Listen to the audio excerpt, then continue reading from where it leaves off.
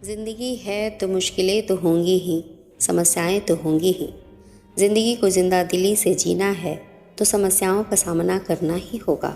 मुश्किलों से घबराकर दुबक जाने का नाम ज़िंदगी नहीं है। अगर आप उस इंसान की तलाश कर रहे हैं जो आपकी ज़िंदगी बदलेगा, तो आईने में देख लो, अपना रास्ता खुद बनाओ।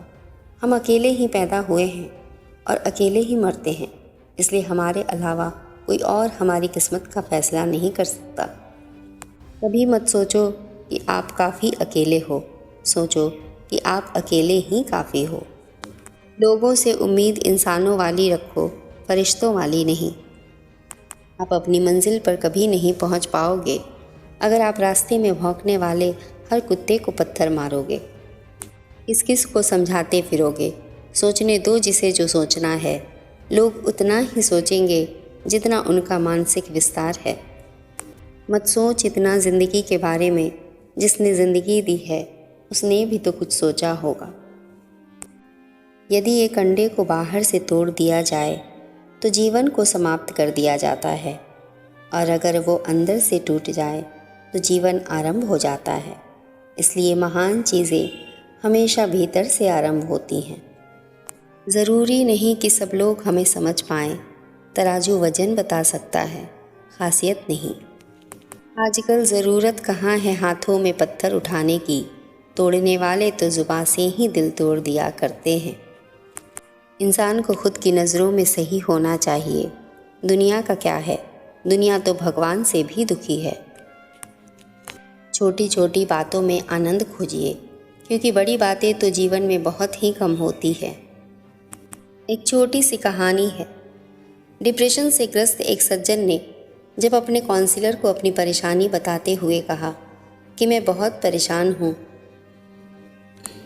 चिंताओं से दब गया हूँ, नौकरी का प्रेशर, बच्चों का एजुकेशन और जॉब का टेंशन, घर का लोन, कार का लोन, कुछ नहीं करता मैं, दुनिया मुझे तोप समझती है और मेरे पास कारतूस जितना भी सामान नहीं है, मैं डिप्रेशन में हूँ, कहते हुए उन्होंने अपने पूरे जीवन की किताब खोल दी।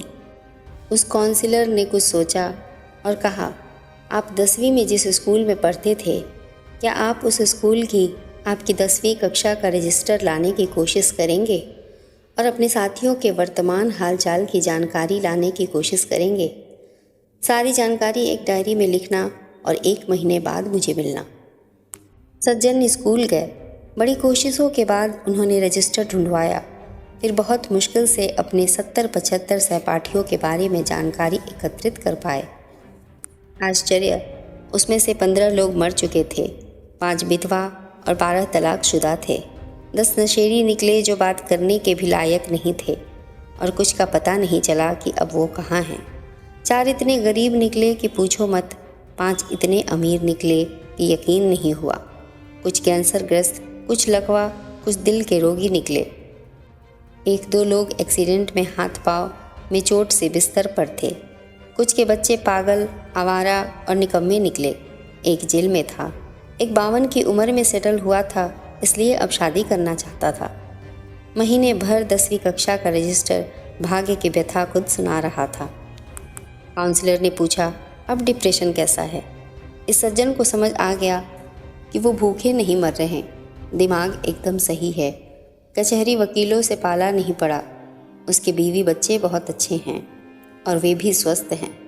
सज्जन को महसूस हुआ कि दुनिया में वाकई बहुत दुख है और मैं बहुत सुखी और भाग्यशाली हूँ।